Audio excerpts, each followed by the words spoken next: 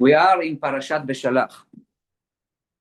I'm concentrating on this pasuk Yutet, talking about when vayet Moshe et yado al hayam, vayolech Adonai et hayam beruach kadim azak kol halayla.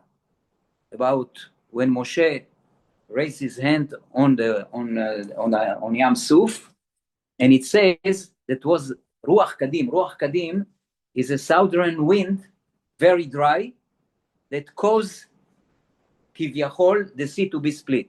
So Ramban, commenting about it, he said like that: the Borei Olam, Hashem, wanted to split the sea with this wind. He wanted it to be seen like the wind caused the water to split. Why? Because in this way, Paro will think in his mind, oh, look, it's not Hashem doing it. It's a wind. Even that he see that the sea is splitting and there's like a lot of miracles in the thing himself, but he see the wind. Many people sometimes they see something unbelievable. They said it's a natural thing. So Paro will think the southern wind that caused the sea to split. There's many people who explain also, they tell you, you know how the sea was split? It was high tide. When Bnei Israel entered, it was low tide. When they went out, it became low tide, the water came back. Everybody trying to explain it in a natural way. But even if it's so wrong, because let's say that it was very in a natural way like that. How it happened exactly, the timing, that Bnei Israel enter to the sea when there is a low tide, and they get out when it's high tide, and when the Egyptian enter is a low tide, and when the water come on them is high tide. That's why the Rambam is trying to tell you, people get sometimes mixed up. So Paro put in his mind, he saw that the ocean is splitting, the sea is splitting. He said, but it's the wind making it. I have a chance to go Acharei Bnei Israel.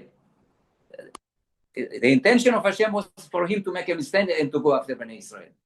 Anyway, we see from here that many people, sometimes, they see things that really, you have to see that is Yad Hashem. When Hashem make a miracle, he's not going to create a miracle with something that was never, was not existing. Hashem makes the things with nature. He used the winds, he used the fire, he used many things. He doesn't create something new. But you have to realize that it's a miracle. The way it happened, you have to realize it's a miracle. Now, one more thing. It's not only people say it's nature. You have to put in your mind, the nature is Hashem.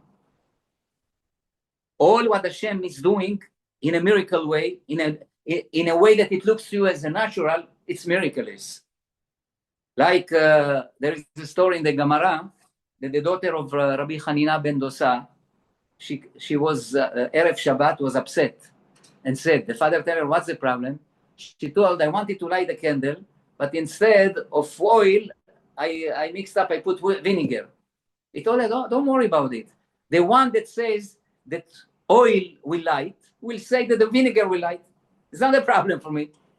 And the candle lights and they had enough of the candle lights. They did even Havdalah in Motzei Shabbat. It means it's all depend on the level of the person. But you have to know that Hashem is not going to create something new, but is using the nature to show you all the miracles way. And also, I'll teach you another thing. You know how you say in Hebrew nature? How you say it in Hebrew nature? What's the word? Teva. Teva. If you count the word Hateva, you count with me, it's 86. 85, Tet is 9, Bet is 2, and Ein is 70, is 86. The word Elokim is 86. It means, don't mix up. Don't say it's nature. Nature is Hashem. And whoever makes this mistake, I just was seeing something this week by chance. I saw it on the internet, talking about the galaxies. You know how many galaxies there is in the world? 2 trillion galaxies there is in the world. Now, the closest galaxy to us, I don't know what's the name, I forgot. It takes you to, if I want to get there, if I'm using the speed light, it will take me about 300,000 years. If I have a spaceship that traveling in a speed light, it will take 300,000 years to get there. And the minute you get there, that's only you getting to the outside, to the shell. If you want to enter inside, you need another 100,000 years. That's to the first galaxy. The second one, it's another 400,000 years of speed light. That's only 2. And you have 2 trillion. So you see all this universe, all these galaxies. So you have to know that if you want to believe that this is natural by itself, believe it. But you see that there is a creator to that. And also, I'll share you. I'll give you another thing. All this crazy size of galaxies with the different universe and stars, the smallest one from all of them is the Earth, the one we live in it. But I tell you a chidush, this small Earth is the center of the universe. All these great galaxies, 2 trillion, and the big size of them. The center of the universe is this Earth. Why? Because Hashem created a Torah and created Am Israel to give them the Torah. And he's just showing you how awesome is it. But all of this is for this Earth that Am Israel in there and the Torah is in here. That's what you have to know. And I'll give you another hint. I don't know if you ever studied geometry in high school. Probably you were sleeping when you were studying it. But there is like an equation that everybody should know it.